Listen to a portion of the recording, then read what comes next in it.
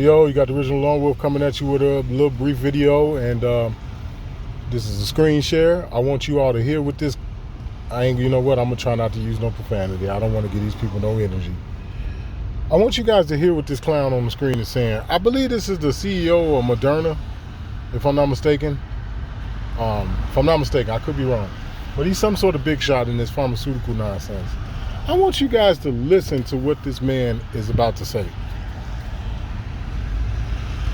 Let's go more a little bit into the new variants and subvariants, and I'm going to go with Stefan Bancel. Let's talk about vaccine development, because we've heard how it happened, obviously, with COVID-19 starting from 2022, and how extraordinary the process was also in terms of the speed. How is development, adoption, and scaling of vaccine going on when it comes to different variants and subvariants? Because this is one of the big concerns as we're all here now, and we're discussing, we understand the context, and this is a great deal. Sure. Good morning, and thank you for having me on the panel. So the great news versus 2020, where we are today, is we have manufacturing capacity. As Seth knows, when the pandemic happened, Moderna had made 100,000 doses in 2019 for the whole year. And I remember walking after Davos into the office of my head of manufacturing, and I say, how we make 1 billion doses next year? And they look at me a bit funny, say, what? I say, yeah, we need to make 1 billion doses next year. There's going to be a pandemic. And so where we are now is, we have... Now, I don't know what else to say. Did y'all not hear it? I know he has an accent. I know it might be a little bit difficult for you guys to hear him. He said they made 100,000 doses in 2019. He said 2019. He said he went back into the office and he told them, I need you all to make 1 billion doses for 2020. There's going to be a pandemic. See, here's the other thing that I don't appreciate about with YouTube. You know what I'm saying? Because they may snag me for this one. Because I'm already on their radar. They know how I am. They already know how I am. Here's the problem that I have with like YouTube and all these other joints. You sit up here and want to censor me, but yeah, he said this out his own mouth. How you gonna trip on me for just going to other people? In this particular case, it would be the brothers and sisters that are a part of my YouTube channel. I just go to them and be like, hey man, look at this. Did y'all hear what this guy just said? Like, that's all I did. And then you want to censor me and all this other foolishness? This is the type of stuff that I don't like. It's like that, you can't even rationalize that. You know what I'm saying? He the one that said it, not me. I'm just repeating it. I didn't say I made 100,000 doses of the COVID vaccine in 2019 and went back to them and told them they need to make 1 billion more by 2020 because it's going to be a pandemic. He the one that just said that. Plants in the US and in Switzerland, we've shown this summer that we're able to adapt to variants very quickly. If you think about it, in the US, Peter Marks told us on June 28, we want for the US a BA.5 Omicron booster.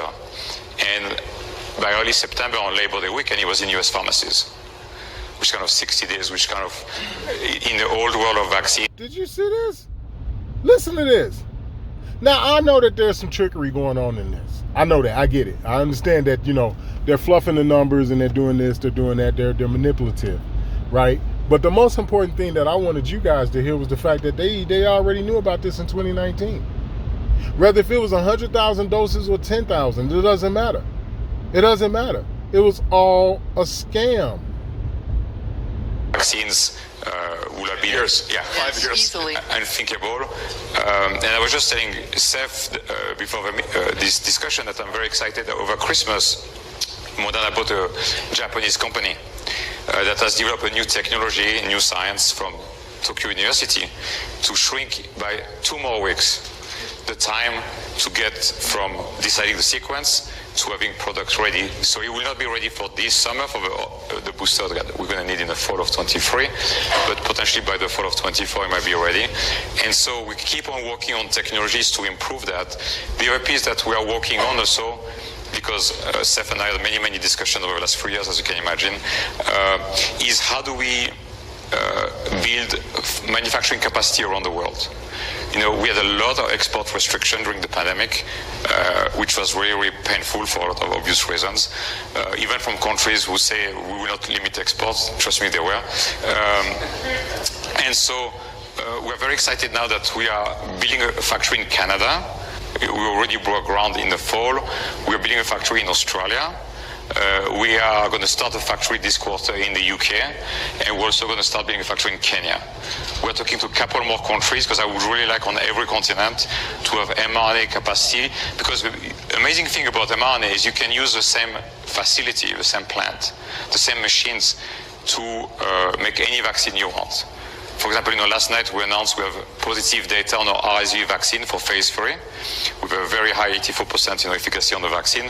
As many of you know, there's no vaccine against RSV, and too many people get sick and die every year of RSV, both in the elderly and also it's a big problem for toddlers.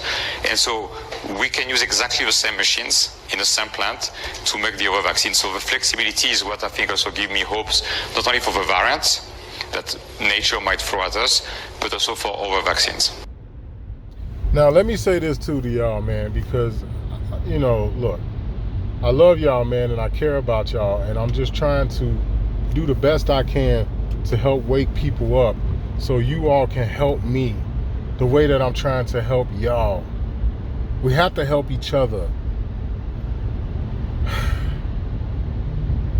This is what I be talking about as far as with the Zoom meetings and all that, and it's like, you know, I would like to really do some real nice things in the Zoom meetings and stuff, but if people not going to participate, I'm just not going to be down with it. I'm not. Here's an example of what I just said. This man is talking about they want to build mRNA facilities on every continent. They just told you about the facilities they built in Kenya, in America, the UK. He just told you they not ready. You know what I'm saying? But you can't get off your ass and write a letter. I'm sorry, man. I'm sorry. If y'all feel a certain kind of way, if y'all feel like he think he know everything, he think he better than everybody, and if you feel that way based off the fact that I'm trying to make this connection based off the work they're putting in around the clock non-stop versus the fact you can't get off your ass and do anything. If you all feel that I'm thinking I'm better than anybody because of that, well then go right ahead, man. Go right ahead. Because like I said before, I'm not the one that's putting this out. He the one that did this. He the one that did this interview. He the one that just broke down whatever it is they doing or allegedly done or allegedly gonna do, or etc. All right? It's not me. It ain't me, man. It's them. So if your rationalization of this is to say that I think I'm better than somebody because I'm saying, you mean tell me you ain't got off your ass, you ain't did this, you ain't did that, you ain't wrote these motherfuckers a letter, you ain't went nowhere and asked no questions, you ain't picked up the phone and called nobody, you ain't called the IRS and asked no questions, you ain't wrote them, you ain't did nothing? Nothing? With the information that I've given so far for free? For free, man. But yeah, here it is, they doing whatever it is that they doing that he just said, or allegedly. Allegedly, okay? Let's keep that part in mind because we know the psyops is real. We know brute force will never be as strong as deception. We know that. But I'm just saying these people are doing things, and they have been for quite some time. It's Original Longwood, man. Much love.